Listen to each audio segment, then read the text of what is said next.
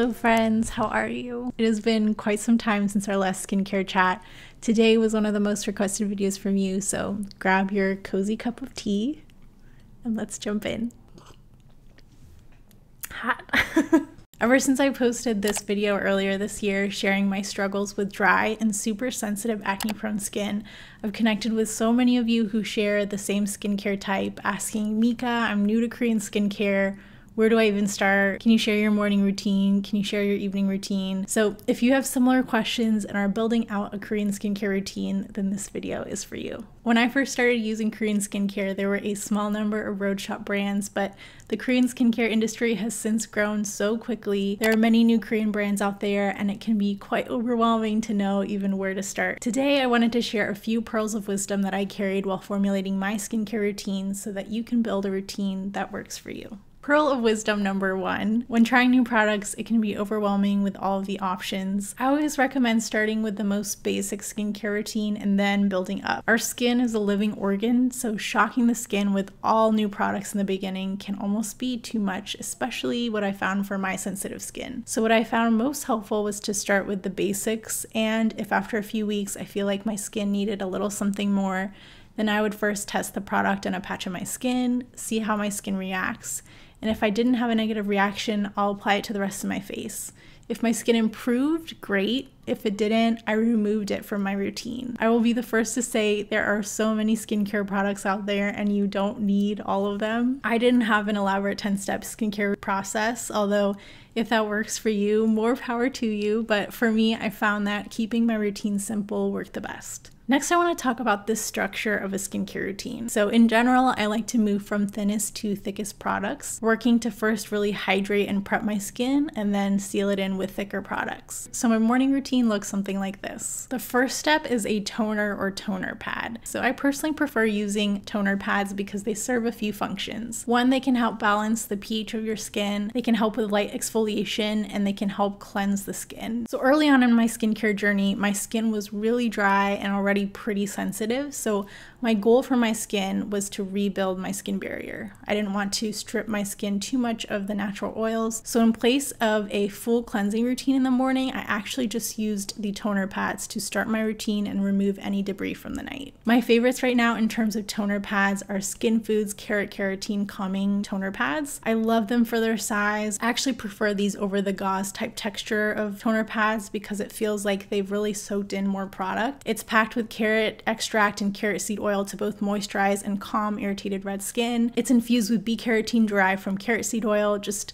really great for my skin. Another toner pad I've been using is the toner pads from Medicube, specifically the mild version for sensitive skin. This one has wintergreen extract, so it's super refreshing, great for the morning. But if you're looking for a hydrating, no-nonsense toner, I actually really like this one from Isntree. It's the ultra low molecular hyaluronic acid toner. Really light and just great for hydration. The second step to a morning skincare routine is an essence. So an essence function is to help hydrate and prep the skin for absorption of the rest of your skincare routine. I'm gonna be completely honest, I don't use an essence. I find that the toner I already use is really hydrating.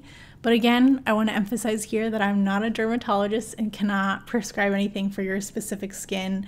I'm simply sharing what has worked for me. So the third step to my skincare routine is a serum. Serums are thicker in consistency compared to toners and essences and are usually more potent and geared towards specific skin concerns. So the ones I've been using recently are the Vitamin C Dark Spot Care Serum from Gudar. This one is great for targeting dark spots and acne scars. It has 70% vitamin C from green tangerine extract as well as Centella asiatica to help both brighten and calm the skin. Another great one is from Glow Recipe. It's their Watermelon Glow Niacinamide Dew Drops. This serum I actually use on the daily. It's great for both hydration and also helping reduce the look of post-acne hyperpigmentation. It really just leaves this nice glowy dewy look that I love. The fourth step is a moisturizer. This is a great step to seal in all of the hydration and treatments used in the previous steps. My moisturizer of choice for the morning is a brand you may not have heard of before. It is from Organocell. This is from their Bioactiome line. It's their gel cream. This has actually been my favorite for the spring and summer months. I use it every day. It has vitamin C and probiotic beads that feel super hydrating and nurturing for the skin. It's luxurious and again, just the perfect consistency for the spring and the summer. But as we're heading into fall and winter, I tend to use something a little bit more thicker in consistency. I love Dr. Jart's Cicapair cream. I find myself reaching for this one again and again when I notice my skin starting to flare up, and it really helps soothe the skin, reducing my redness and leaving that like really nice hydration. Another really great affordable hydrating cream is this one. It is from Pyongyangul. It's their Calming Moisture Barrier Cream. It's got tea leaf extract, Centella asiatica, squalane, shea butter, all those ingredients that are great for calming irritated skin and keeping it hydrated. The final step in my morning skincare routine is a sunscreen. Growing up, I never really used sunscreen, but now I realize how important this step really is for your skin's health. What I love about Korean sunscreens especially is that they're very hydrating and can act almost as a second moisturizer. You guys know, if you've been watching my channel, I love Isn'Tree's Hyaluronic Acid Watery Sun Gel. It's still my favorite. It has 8 types of hyaluronic acid, helping to both hydrate and lock in moisture. Centella asiatica, which we love, helps calm the skin. Fig fruit extract, niacinamide, ceramides, helping to both hydrate and strengthen the skin barrier. I also love this one from Round Lab. Again, a very light moisturizing consistency, which I love. So that's my morning routine. Let's jump straight into the evening routine. My first step to my evening routine is, of course, a good cleanse. I use the double cleanse method, which first starts with a cleansing oil to help remove the debris from the day. I use Abib's Pore Cleansing Oil. Now, there are a few steps when using a cleansing oil. The first is to make sure you're using the oil with dry skin, and then massaging your skin in this outward and upward circular motion for at least 2 minutes. I found in the beginning I actually wasn't spending long enough in this step and would jump to rinsing my face. But actually this step is really important to spend your time in. It needs that time to warm up the oil and help break down the excess sebum and pull out all of that gunk. The second step is to make sure you emulsify the oil before rinsing your face. So after massaging in the oil for at least 2 minutes, I rinse my hands and use the water on my hands to massage back on my face. And you'll know when the oil has emulsified when you start to see the oil turn into this very milky consistency. Then you're free to rinse completely before moving on to the second part of the double cleansing method, which is using either a cleansing foam or a cleansing milk. Now, I actually found that when my skin was the most dry, my skin really liked using cleansing milks. One of my favorites was Isn'Tree's Yamroot Vegan Milk Cleanser. Some foams can feel like they strip away moisture from your already dry face. So when I look for a cleanser, I'm looking for something that does a good job cleansing, but can also leave the skin moisturized and not irritated. The Yamroot Milk Cleanser did just that. It has yamroot extract, vegan milk complex, and a phytomucin complex, helping to both soothe, moisturize, and preserve the skin barrier. Moving on to the third step of my nighttime skincare routine is using an exfoliant. So since I had very sensitive skin, I used an exfoliant around 2 to 3 times a week, and I felt like that cycle was good for me.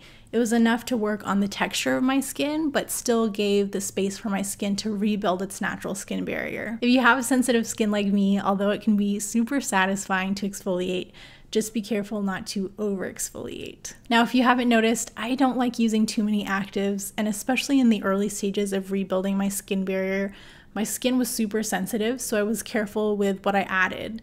But here are some things that my skin reacted well to. First was Paula's Choice 2% BHA liquid exfoliant. Now, this is not Korean skincare, but it really worked well for my skin. It's a leave-on exfoliant with salicylic acid, very gentle. Another one that my skin loved was Beauty of Joseon's Apricot Blossom Peeling Gel. It has this gommage type texture, and it's a physical exfoliant that's really gentle and just really great for my sensitive skin. The next step to my nighttime skincare routine is a toner.